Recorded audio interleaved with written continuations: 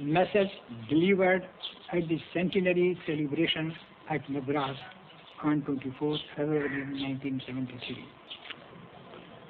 We have assembled here on a very auspicious occasion to celebrate the birth centenary of our great master, Samarth Guru Sri Ramchandra Maharaj of Fatehgarh, UP. We should utilize this occasion in getting into the master and master alone, which will act as food and tonic for spiritual elevation. Remembrance should be in a way that we feel the thought of remembrance oozing out from the objects everywhere. It is the real remembrance which mortals can have. It is a play for our good. Now a new chapter opens in the web of life. The effect of our deep devotion begins to resound in a way that we feel the ultimate is remembering us. That is the justice of divinity. When you have played your part fully well, the ultimate cannot fall short in playing his part. That is only a beginning of the higher sort of spirituality. As a result of it, our senses become summarized to have their own share in the being. This is my experience. When they are summarized, they become a new force for our regeneration. Now this is another instrument for our help. When this thing is attained, we have formed a base for our further approaches. It begins to modify itself when the effect of divinity starts to percolate.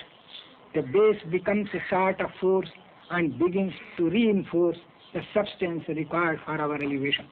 When the base is formed within us, the charging with its content is also there, affecting the entire fiber of our being. These contents are the ingredients of real life, which we can safely call life in life.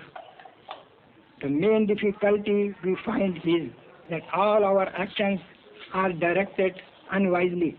Actions are results of thoughts, and thoughts are our own actions. Truly speaking, we give wrong suggestions to the mind. People can object to it. How do we give such suggestions? The environment creates the circumstances to have such ideas. We move in that sort of environment. The rishis of yore used to recommend people to go into the forest or the hills where the environments are natural. The place recommended was to be far from human habitation. If one goes to a high peak of a mountain, he will only find a sort of echo and not any thought. Purity starts from being, and impurities are the result of the wrong suggestions and improper utilization of the inner environment. When all these are combined, a narrowness of view is affected, and this is one of the factors for creating a sort of confusion, sometimes automatically, sometimes forced by circumstances. When all these things are accumulated, they bring different colors. This affects the lower part of mind, which gives direction to higher part of it. Now your direction is not correct, so mind itself becomes thorny. We do not create congenial vibrations because we move contrary to reality. Before the world was born, a balanced state prevailed. When the balance was disturbed, we came into existence. I do not want to elaborate the subject metaphysically. The thought for creation stirred up near about the center, and energy began to flow out. What was that? That was the first mind, pure and simple, and that has woven all our frame and structure. It brought purity with it, which is still maintained.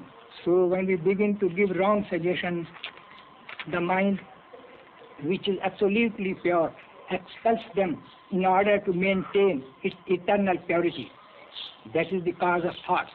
In reality, it sends out the contents which appear like a fog covering a certain surface.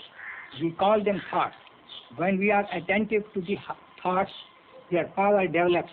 If any of you breathe the divine thoughts, mind will grasp it and will not eject them, because it is the real nature of mind, since it has come from the real artery. If a man wants to work out the problems of his life easily, he should give right suggestions to the mind. It is the condition which comes by practice and proper molding of oneself. It is very easy to remain in one's own condition, which is divine. It is the sure process for evolution. A little inclination towards the attainment of the reality will start weaving the future. There are many processes prevalent in India and they may be correct. But what is correctness? The process which may put you in the undisturbed state, vibration should become all divine. How does it happen? When heaviness is gone, then only the thing behind the scene opens to the mind. If any of the methods brings about desired results, it is genuine, right and natural. Out of so many methods, you have to seek one for yourself, which may bring out this state. If you are really trying for that and have got a real master, the things become very easy and good deal of time and effort is saved. People can ask how to get such a master. As an answer to it, I can safely say, how can one get such a disciple who may follow what is said above? I must say, for entering into the vast ocean, swimmers and swimming both are needed. So swimming is the part of the swimmer, and to teach swimming is the part of the master. We can get such a master as can lead us to the extent of his approach if we follow him earnestly. But really speaking, such a master is required as may be able to ferment us by his divine power.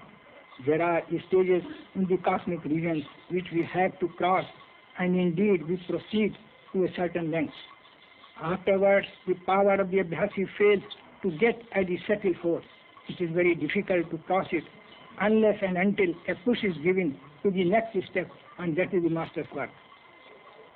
I have come across many a person who argues with that in him which is not in himself. Some also say they have made their conscience as guru or master, but I am sure they have not made conscience as their guru, but their own ego. The conscience is described in the Shastras is made of four things: manas, mind; chit, deeper conscience; buddhi, cognition; ahankara, ego. If all these become perfectly purified, conscience will give you only correct signals. After the purification of these things, there come the higher powers, and at the same time, purity has now begun all round. I hope people will excuse me if I add a little more in the context that incorrect way of worship will lead you to the incorrect result. We all desire for realization, but have no yearning for it. I pray that we all return to our original condition and see the difference between the earthly and the heavenly life.